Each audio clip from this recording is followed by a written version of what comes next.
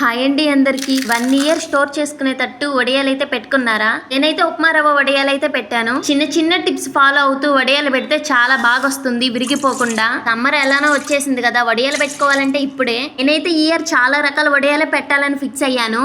First అయితే ఈ ఉప్మా రవ్వ వడియాలు స్టార్ట్ చేశాను. చాలా బాగా వచ్చాయి, ఎండ్ వరకు చూడండి మీకే అర్థమవుతుంది. తర్వాత బీప్ పిండి వడియాలు కూడా పెట్టాను. మెజర్మెంట్స్ అయితే 1 కప్పు ఉప్మా రవ్వకి 8 కప్పులు వాటర్ అయితే తీసుకోవాలి. నేనైతే ఈ మేకింగ్ వీడియో ప్రాసెస్ మొత్తం కూడా నా ఛానల్లో అయితే అప్లోడ్ చేశాను, ఖచ్చితంగా ప్రతి ఒక్కరు చూడండి. నేనైతే పిండి మొత్తం రెడీ చేసుకున్న తర్వాత ఒక కాటన్ శారీ వాటర్ లో డిప్ చేసి బాగా పిండి దాని మీద అయితే వడియాలు పెట్టాను.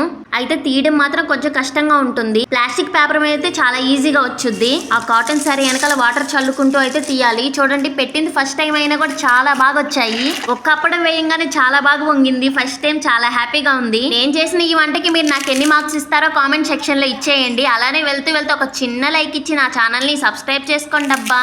మీకు నెక్స్ట్ ఏ వీడియో కావాలో కామెంట్ కూడా చేయండి.